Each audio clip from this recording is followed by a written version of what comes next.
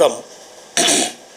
ஜனாதிபதி அவர்கள் முப்படைகளுடைய பொதுமக்கள் காணிகளை முப்படைகளும் கைப்பற்றி இருக்கிற பொதுமக்களுடைய காணிகளை விடுதலை செய்வதாக ஆரம்பத்திலே ஜனாதிபதியாக வந்த உடனே அறிவித்தலை விட்டிருந்தார். அது பல இடங்களிலே நடைபெறவில்லை. அதிலே ஒரு விடயம் இந்த பள்ளிமுனை கடற்படையினர் வசம் இருக்கிற பொதுமக்களுடைய காணிகள் சம்பந்தமாகவும் நாங்கள் நாடாளுமன்றத்திலே பேசியிருந்தோம். ஜனாதிபதிக்கும் இது சம்பந்தமாக கடிதங்களை அனுப்பியிருந்தோம்.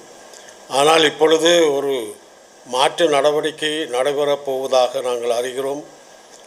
நோட்டீஸ் ஒட்டப்பட்டிருக்கிறது. வருகிற 20ஆம் தேதி இந்த கடற்படையினுடைய காணிகளை அளவிடப் போவதாக நோட்டீஸ் ஒட்டப்பட்டிருக்கிறது. இதை நாங்கள் ஒரு காலம் அனுமதிக்கப் போவதில்லை. மக்கள் நிச்சயமாக போராடுவார்கள். இது சம்பந்தமாக ஜனாதிபதிக்கும் நாங்கள் தெரிவிக்க இருக்கிறோம். இந்த நிலைமையை மாற்றுவதற்காக. அதேபோல் இங்கே இருக்கின்ற அபிவிருத்தி குழு தலைவருக்கும் இது சம்பந்தமாக நாங்கள் முறைப்பாடு செய்ய இருக்கிறோம். ஆகவே இது உடனடியாக நிறுத்தப்பட வேண்டும். பள்ளிமனை மக்களுடைய காணிகள் பொதுமக்களுக்கு பகிர்ந்தளிக்கப்பட வேண்டும். அவை கடற்படைக்கு அதை அபகரிக்கின்ற செயல்பாட்டை நாங்கள் வன்மையாக கண்டிக்கிறது மட்டுமல்லாது மக்கள் போராட்டம் வெடிக்கின்ற ஒரு வாய்ப்பை உருவாக்க வேண்டாம் என்பது எங்களுடைய கோரிக்கையாக இருக்கிறது. ஆகவே ஜனாதிபதியிடமும் இது சம்பந்தமாக நாங்கள் நாடாளுமன்றத்திலே பேச இருக்கிறோம். இதை உடனடியாக நிறுத்த வேண்டும். இதை நடைமுறைப்படுத்துவதற்கு ஒரு காலம் அனுமதிக்க முடியாது என்பதை நாங்கள் சொல்ல இருக்கிறோம். அவர் சம்பந்தமாக ஒழுக்காற்று நடவடிக்கை சாணக்கியன் தான் அதில் ஒழுக்காற்று நடவடிக்கை எடுக்க வேண்டும் என்று சொல்லியிருந்தார். அது சம்பந்தமாக நாங்கள் அது எங்களுடைய கட்சியின் விருப்பம். எங்களுடைய கட்சி தான் முடிவெடுக்க வேண்டும். ஆகவே வெளியில் இருக்கின்ற 6வது சொல்லி ஒழுக்காற்று நடவடிக்கை எடுக்க வேண்டும் என்று சொல்லுகிற விடயங்கள் ஏற்றுக்கொள்ள முடியாது. ஆனால் என்ன விடயங்கள் என்று ஆராய்ந்து ஒழுக்காற்று நடவடிக்கை எடுக்கிறதா இல்லையா என்று கட்சி தான் முடிவெடுக்க வேண்டும்.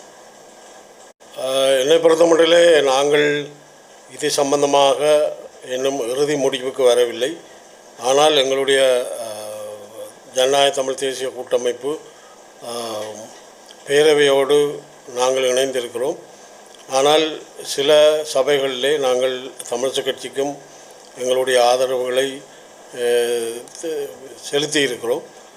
அந்த அடிப்படையிலே யாரோடு சேர்ந்தால் ஆட்சி அமைக்க முடியும் என்ற ஒரு நிலைப்பாடு இட்டவரைக்கும் தோற்றப்பாட்டுக்கு வரவில்லை.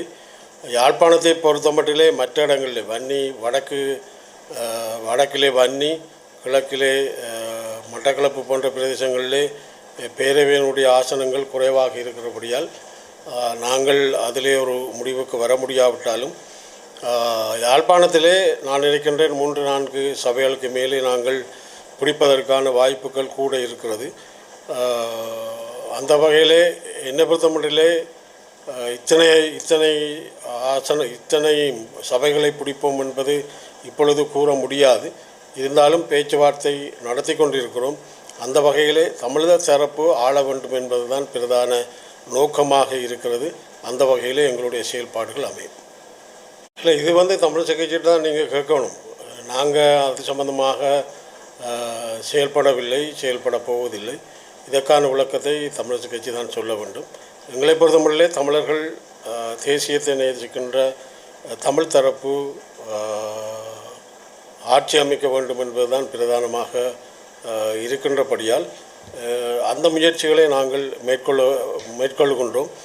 எனவே இந்த இபிடிபியோடு சேர்ந்து ஆட்சி அமைப்பது சம்பந்தமாக தமிழரசுக் கட்சியிடம் தான் நீங்கள் கேட்க வேண்டும்.